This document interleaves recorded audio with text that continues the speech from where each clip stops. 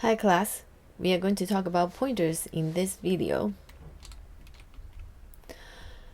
Pointers are tricky, just so you know, because a lot of my classmates in the same class learning this material was having problems. So I want to give you some pre-warning that right now you are being able to access memory locations directly, and so comes with power is responsibility. So use with care. Pointers is basically a type of variable that points to a certain data type. The data type is pre-decided just like other variables, but you basically what I mean is you have to say, hey, I'm declaring a pointer to an integer, I'm declaring a pointer to a boolean. You can't say I'm just declaring a pointer to anything. So later on we will even talk about pointers to an array.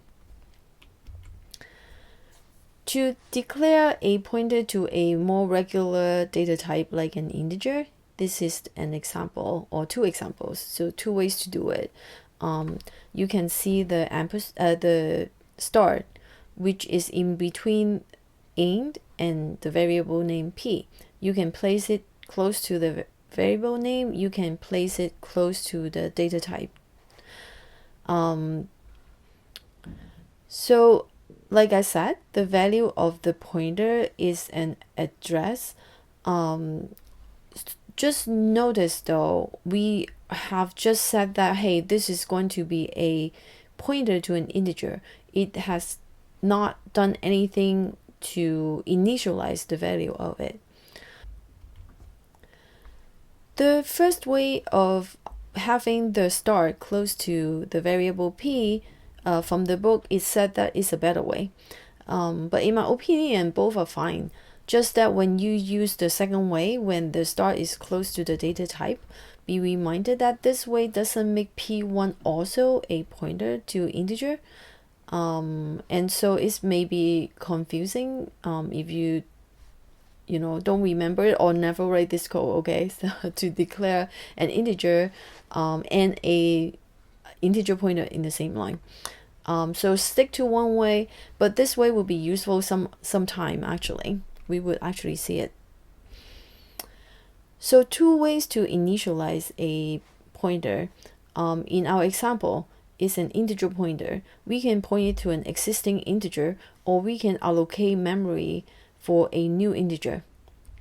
The first way, point to an existing integer. So n is already declared as an integer. The second line of code basically is saying that, hey, I want to create a pointer to an integer, and that pointer will have the same address as the address of n. So it basically points to the variable n to which is now equals to 12 because we assigned 12 to n. There are two ways then to access this integer, this value 12. We can do it through p, we can do it through n. Want to point out that the ampersand is called the address of operator.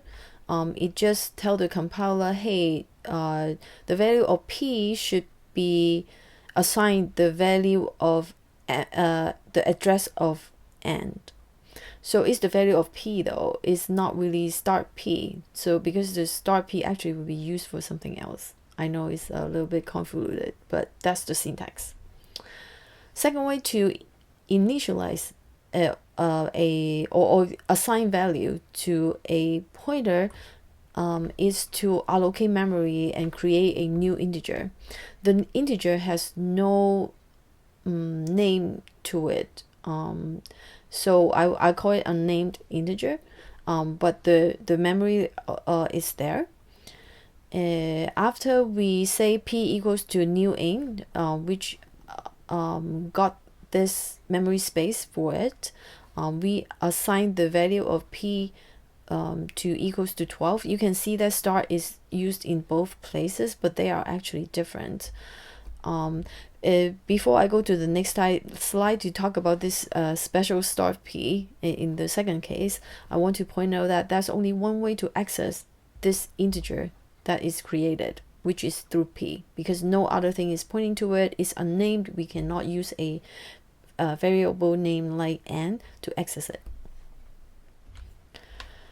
So the start in the third line, start P equals to 12, is called a dereferencing operator. Notice the difference. Like I said, the first one is just telling the compiler this is a pointer. The second one is saying that, hey, I need the value of P.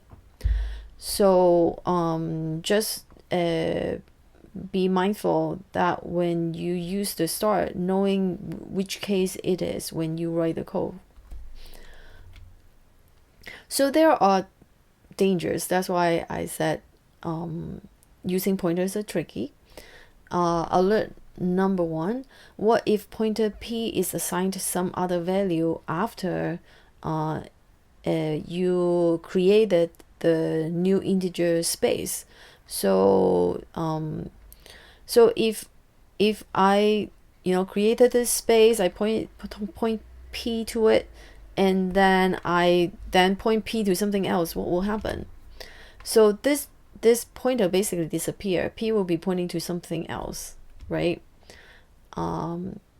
So just be mindful that it will happen, and so then the memory become unavailable. So no matter what value it is, you cannot access it anymore, and then but it still hang around because you didn't deallocate it. So that is why we need to deallocate a memory space if we don't want to use it anymore that is pointed to through pointers. The command is really simple. It's called delete P. So you delete P. However, notice it's a little bit confusing also, because what you are deleting is not exactly the variable P, but the memory that is being pointed to, that integer being pointed to by P. After this code, P has the value of undefined, or it's just basically like you have declared P as a pointer to an integer, but just didn't assign any value to it. And P can be reused after being deleted. I know. But just so you know, because you might use it that way. Why not? You deallocate the memory of the integer you don't need anymore. You want to do something else with it. I mean, it's possible. So danger alert number 2. What if you have already deleted P? It means that you're not pointing to in this code, right? You're not pointing to this unnamed integer anymore, and then you try to dereference the value of P. So what happened was that like you see here, the integer space disappeared because you're no longer you deleted that allocation of memory for an integer, and then P is not pointing to it anymore. But then you declare a integer A and try to get the value of P, but this does not exist anymore. So what you will get for the value of A is actually unknown. No one knows. The compiler will not complain. You would probably just get some kind of runtime error that you don't expect. So don't do it.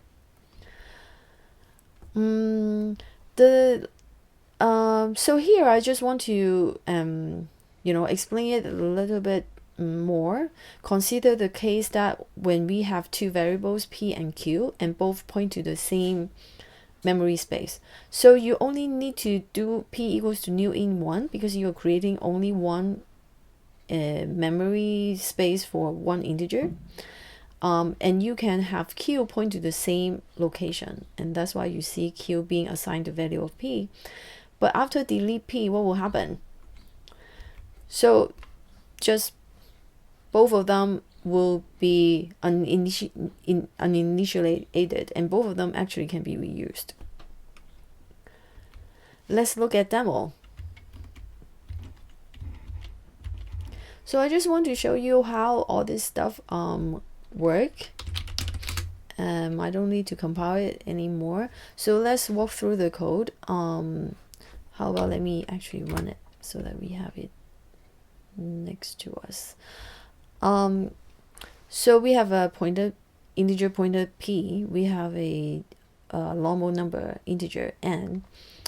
We try to change the value of the integer after or even before p is assigned the address of n, and then we assign n equals 12. So see what happens when we print out the value of this integer through n, which is just a normal cout, and then using dereferencing p to dereference and look at the value of the integer integer memory location that p is pointing to.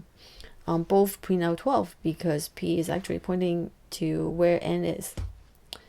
So now let's change the value of the integer through dereferencing p again.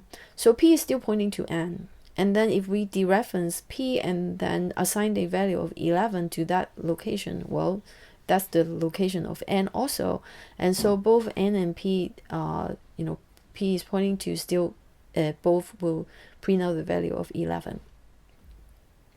So now let's try to use the new, keyword, p equals to new in. And now dereference that p. So remember, now p is pointing to a new integer space, not n anymore. And when we dereference it and then assign it the value of 22, we would expect that 22 is where p is pointing to, and n stays 11. Now delete p. So we delete, basically we try to undo this line. So there's no memory that p is pointing to, no memory is being allocated to that integer, and we are going to reuse p. So this is what, this doesn't really print out anything, but just want to show you. So we can reuse p by just say p equals to n% again. So we assign p to point to n's location again. And let's print out the value. Okay, so we print out the value of n again, which is 11. So that's it for the pointers. We are going to go to dynamic array next.